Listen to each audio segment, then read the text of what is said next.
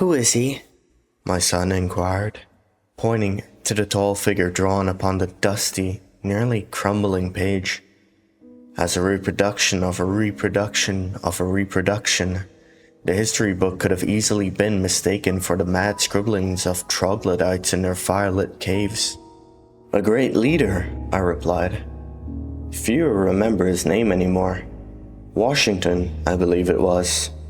Though it's quite likely I've been told many a falsehood by the ones who call themselves historians.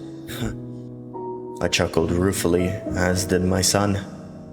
Tell me what a leader is, he said. Where I come from, it was not unusual for children to be demandingly curious. From what I've heard, leaders were people who created order out of chaos. Many had great visions for what the world could be like, or, in Washington's case, what his country could be like. No doubt he's rolling in his grave now that everything he's worked hard to instate has fallen to ruin. By now, my son had put the old book aside and was peering out the red-tinted window, wistfully, his chin resting on his arms, which was, in turn, resting on a steel windowsill. And he said to me in a serious tone, I want to be a leader. It broke my heart to hear that he had developed an unattainable dream, a dream I would have to shoot down before long. Such was the treatment all dreams were met with in those times. But the sadness I felt then seems silly to me now that I wonder in vain what has become of his poor soul. He could be anywhere, or nowhere, and it's likely I'll never know. By all that is holy, I hope he's in a better place than I am now. According to the historians, there was a clear-cut and seemingly unbreakable force called natural law, governing my native planet in ancient times, a set of rules you could follow carefully in order to predict the behavior of things and get where you wanted to be. Of course, there was nothing of that sort to stabilize the era I grew up in. Life was a sick game of chance for us all, a game I wouldn't hesitate to call hellish, if not for the fact that I am now intimately familiar with the word's true meaning. I decided long ago that the only way to end the game would be to rid the cosmos of the Earth entirely. Just as one might excise a malignant growth from an otherwise healthy individual. If there was no hope for us on the little white planet, we might as well bring some balance to the universe and cease to exist, I figured. This idea came to me in the most peculiar manner, worming its way into my consciousness as though it were the fey whisper of a shadowy muse. I hadn't the foggiest clue how said idea could be carried out, but I searched for one. Whenever opportune nights presented themselves, whenever the sun ceased to scatter its radiation, never knowing what I might find, if anything. Each night lasted only as long as the Earth's prodigious rotation velocity would allow. I removed my son's evening ration from the icebox and served it to him on a sheet of cardboard, not telling him where the meal came from so he wouldn't be deterred from getting his nourishment. Unbeknownst to him, while game of the sort found in olden tales had long since gone extinct, leaving only the frozen, emaciated corpses of their own kind to dine on when they turned up now and again. Much of my own childhood was spent consuming their wholesome reserves of beans and rice stockpiled in the bowels of our bunker. But upon parenthood, it became clear to me that my child would not be so fortunate. I'd be lying if I didn't regret bringing him into that broken world many a time. Sustenance was growing scarcer by the day, so I forewent my share that evening. Not that raw human heart sounded very appetizing, even in my desperate state. I would have roasted my son's ration for him if physics were cooperating that day, but alas, every attempt at striking a match, let alone igniting a bundle of tinder with one, resulted in a conflagration that lasted but a few milliseconds, expanding outward like a fireball, and singeing the hairs on my hand before disappearing entirely. The elements, especially fire, seemed to take on different properties at different times, betraying nary a clear pattern in their fluctuations. This randomness decides the fates of men, and I fear it would soon decide my son's and my own for the worse before I got the chance to do what I was meant to do. The sun began to race out of sight, heralding a new interval of darkness. It was time. "I'll be back," I said to my son as I donned my gloves and boots and leather coat, pulled the fur-lined hood over my head, gathered a few miscellaneous implements, and equipped an old but still functional gas mask. I couldn't say when I would be back due to the unpredictable time currents. Whether I would be back at all was no sure thing either, but some things are better lied about where children are concerned. My son didn't ask where I was going, for he knew better than to believe I'd made up my mind. Plans change with the weather. Speaking of weather, I've always found it rather amusing that the term is said to have once encompassed so few variables. The temperature, the sun, the clouds, the winds, and a few other trifling things. Why? If the historians' words rang true at all, the ancients were a soft lot, with no valid cause for worry. I've faced the intractable whims of a mad god and called them the weather, while the history books detail parables about the melancholy nature of rain, which I hear was a phenomenon where tiny drops of pure crystalline water fell out of the sky. Sounds like a utopian dream to me, not melancholy in the least. On any occasion, I would have given anything to have rain problems instead of time problems and physics problems, not to mention problems of other planes of reality which I now face head-on, problems I could not label or name for the life of me, or shall I say, for the death of me, as death has since usurped survival as my chiefest goal. There are dark things lurking in the blackness betwixt the celestial bodies, and I have seen them, experienced them, lost myself to them. Give me all of your rainy days, 0 ancient ones, and I'll give you all of my demon-haunted nights. When I put my hand down on the steel door handle and pressed down firmly, the pressure in the room changed and the fierce wind howled through the newly opened gap. Before much of the enervating fumes from the outside filled the room, I was on the other side of the door, and the door was sealed shut again. The windows of our Spartan, vault-like shelter were heavily tinted for a reason: to filter out the sun's torrid rays. As a side effect, the tinting prevented us from seeing the landscape as it truly was without wandering out of the doors. Now that I was seeing it through my own eyes once again, and not through that blood-red filter without which we could be slowly irradiated of total disfigurement in the daylight minutes, I was simultaneously filled with awe and trepidation. There were massive wind-swept dunes of snow heaped upon the horizon. Tall black towers protruded from many, bottling out dense clusters of stars with their staggering height. And then there was what was colloquially known as the Brooding Star, a great violet light burning in the sky.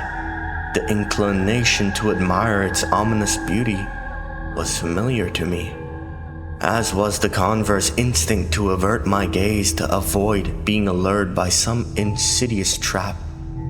To me, it was now second nature to second-guess everything. In the past, I had caught wind of too many horrid legends to be anything but cautious. But now, I know from experience where those legends came from. Now I know that I wasn't nearly cautious enough. As always, I surveyed the land in search of a new opportunity to change things some way, somehow.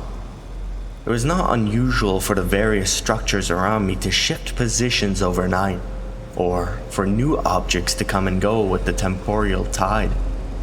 I noticed something conspicuous in the far, far distance. But before I wasted any time analyzing it, I withdrew my pocket watch and wound the timer so that it would alert me every 35 minutes, just a minute short of a full night's length. Then I raised the brass spyglass that I had scavenged in my youth and strove it out to make out the dark, pointy thing resting in a valley between two knolls of snow. It was a pavilion, I realized. I'd seen so many of them before, as the historians would often appear in congregations of white tents, ever riding the river of time to hawk their wares, which were debatable curiosities at best, risible fortresses at worst.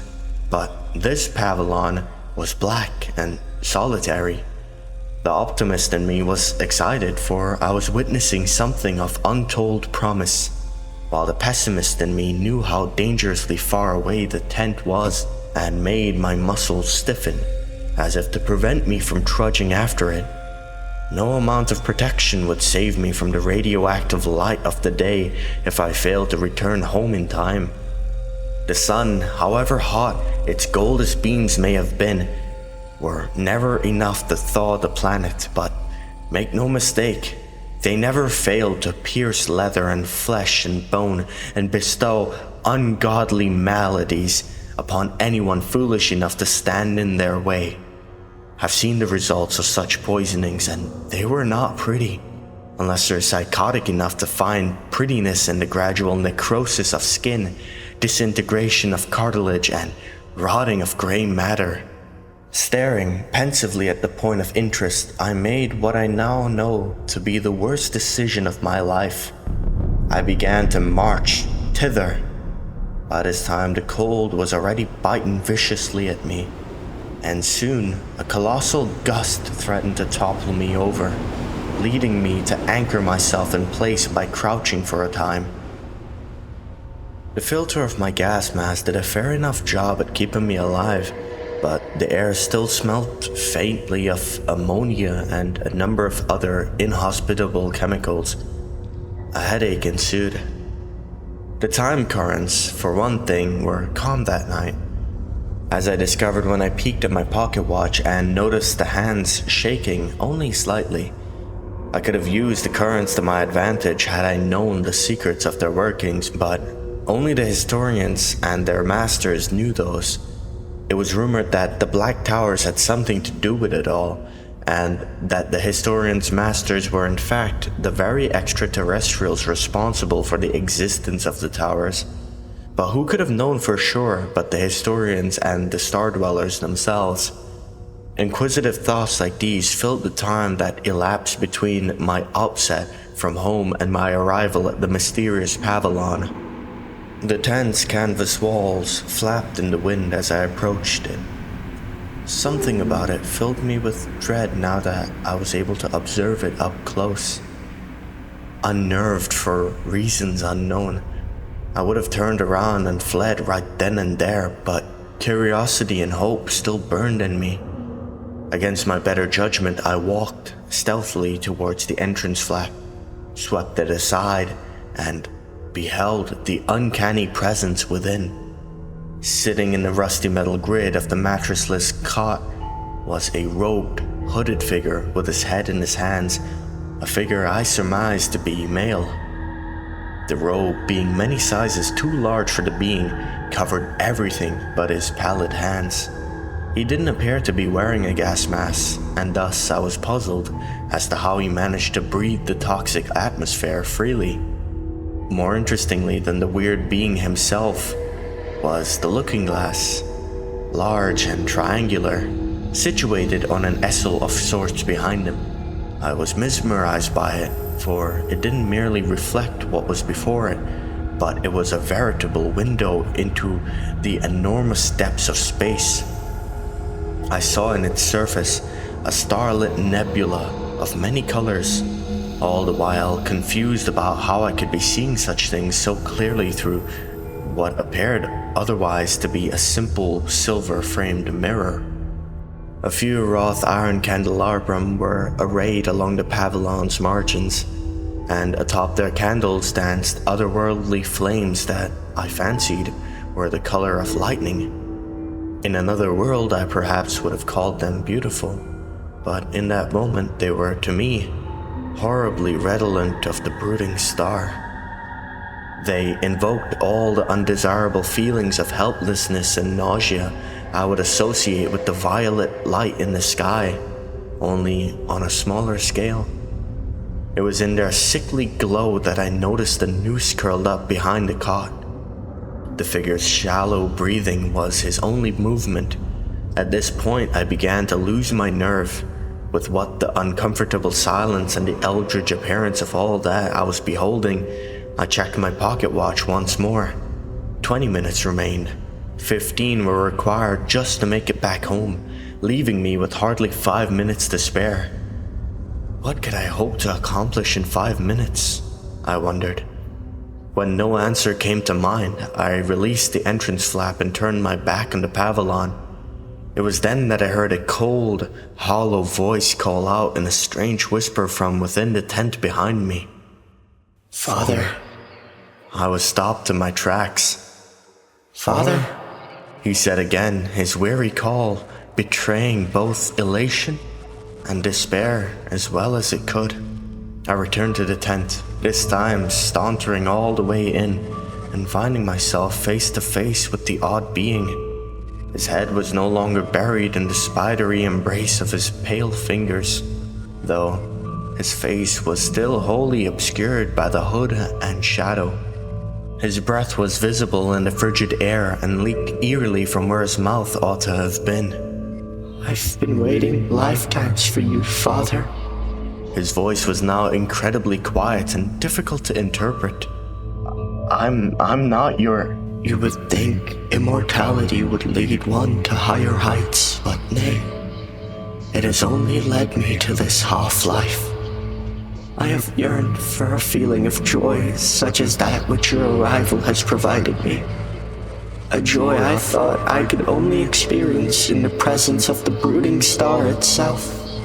A shiver crawled down my spine as he uttered those words, and a morbid curiosity proceeded to overtake me, swiftly and inexplicably, a curiosity the likes of which I'd never experienced prior.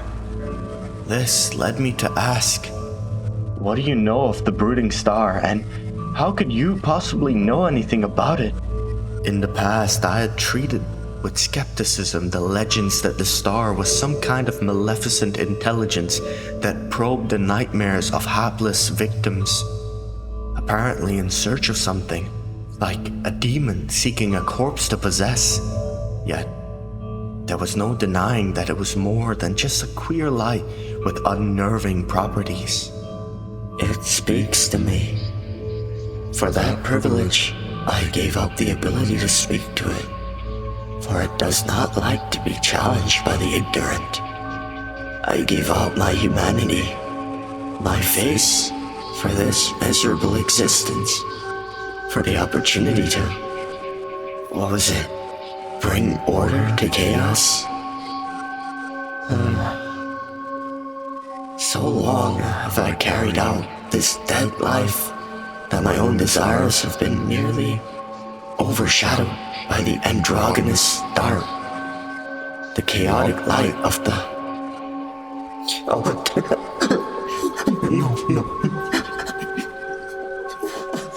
no. What? As the being descended into paroxysm of mad mumbling, shivering and whimpering, I became repulsed by him, even though I now subconsciously thought of him as more than just a being. He was a messenger, a prophet, an oracle, but surely not of holy influence or example. He was, at the time, the most unholy creature I've ever saw, and yet there was also pity amid my repulsion. I shouldn't be here.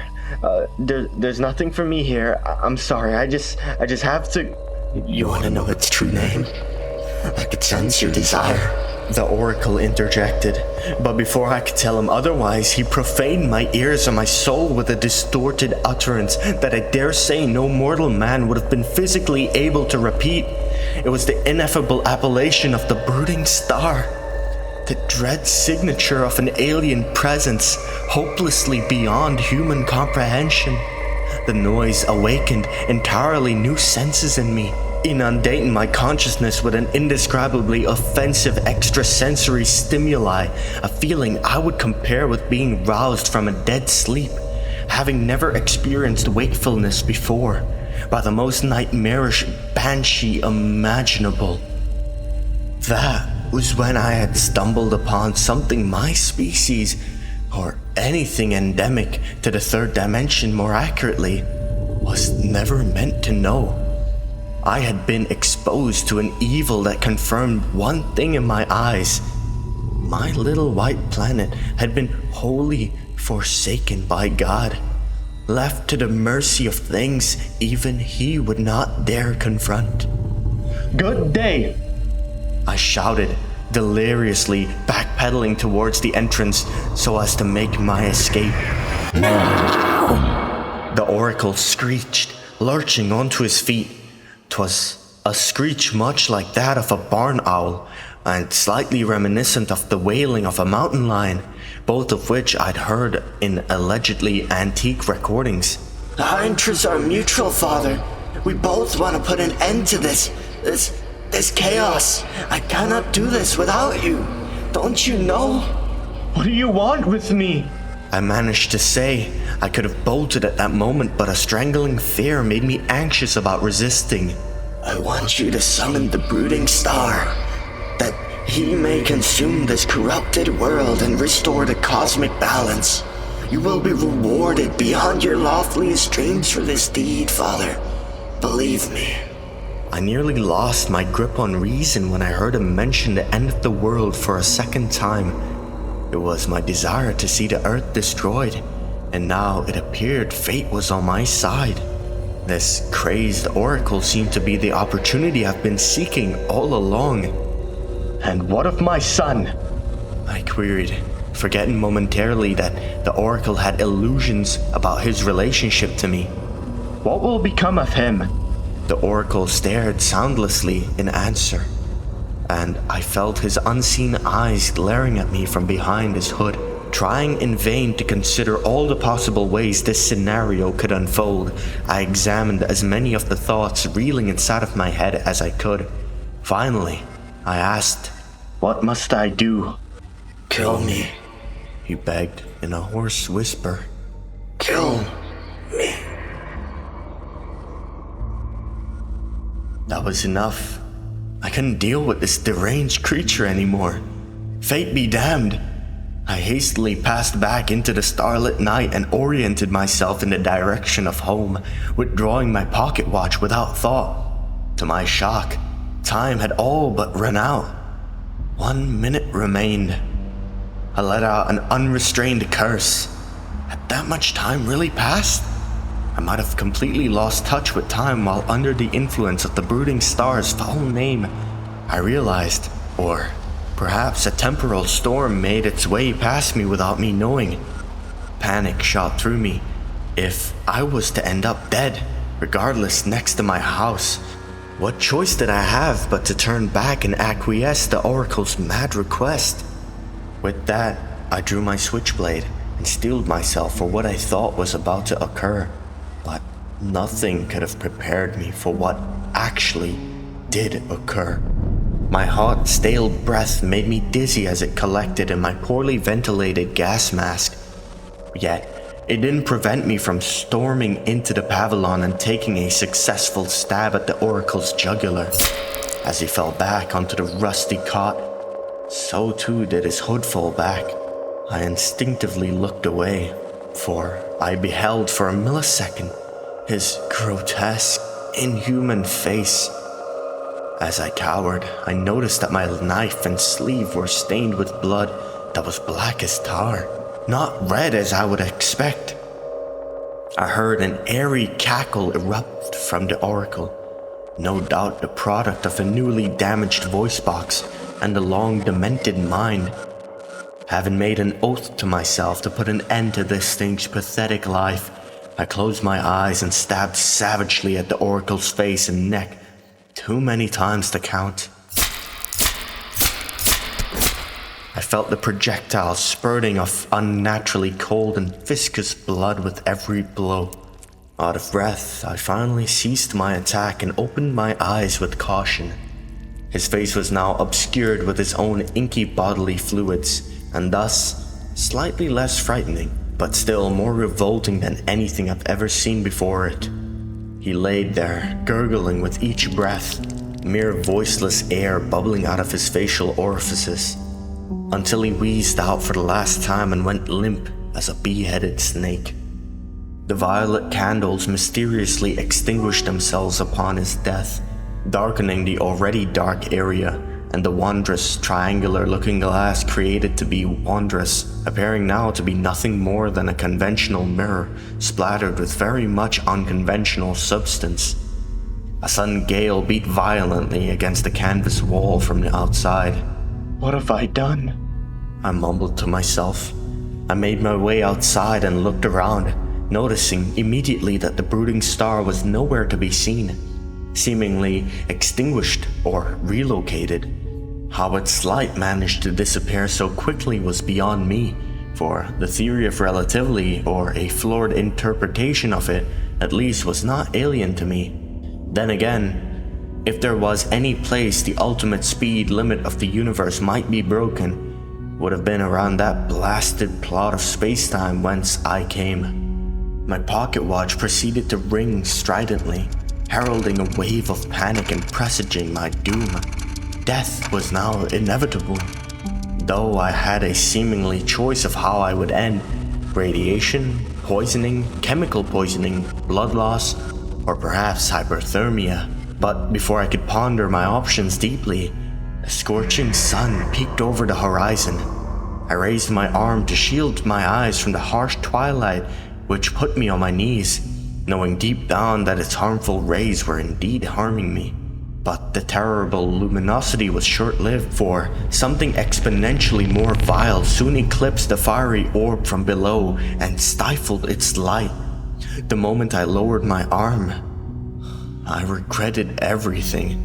Every decision leading up to that moment, and every minute I continued to live.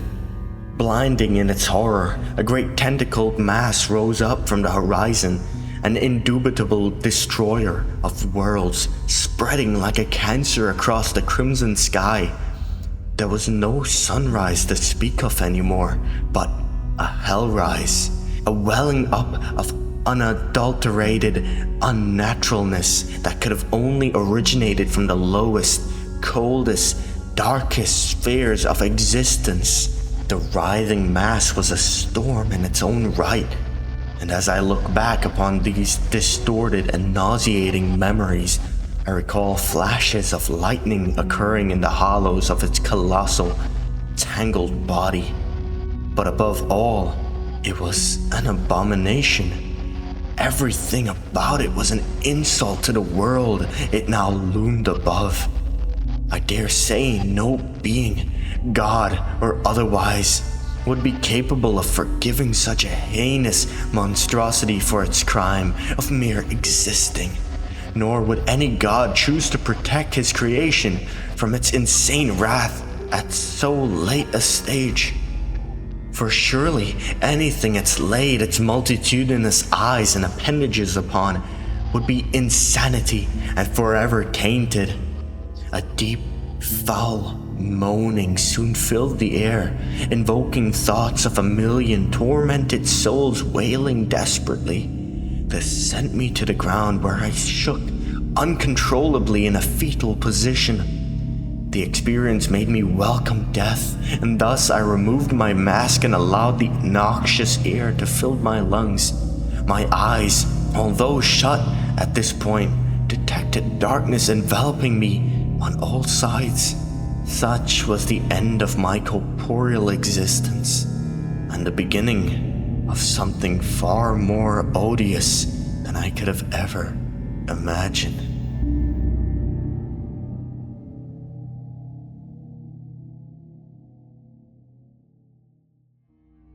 Hello everyone. I hope you guys enjoyed this story. This was a very, very fun read. It was a 1 of 2 part story. I will be doing the second part eventually, and I hope you guys are excited for that. I'm pretty excited. I always love stories that take place in space or in alternate timelines and alternate universes. This story is very, very interesting. At first, when I clicked on it to start reading it, when I was looking for the stories, it didn't really catch my interest that much, and I noticed that with these stories. Sometimes the title just cannot encompass the story enough, and sometimes the story is just 100 times better than what the title could really portray. And you really just gotta kind of give these stories a chance, maybe skim through it beforehand or something. Because this story, honestly, the Brooding Star, the name, it really doesn't do the story justice. I think the story was amazing, and I hope you guys enjoyed it as well. I'm super excited to read the second part, and I hope you guys are looking forward to it as well. Tell me down in the comments below what I could have done to make the story better, and I will definitely try. I appreciate all of you that give me feedback and give me criticism to really improve my videos. And yeah, I'll see you guys in the next video.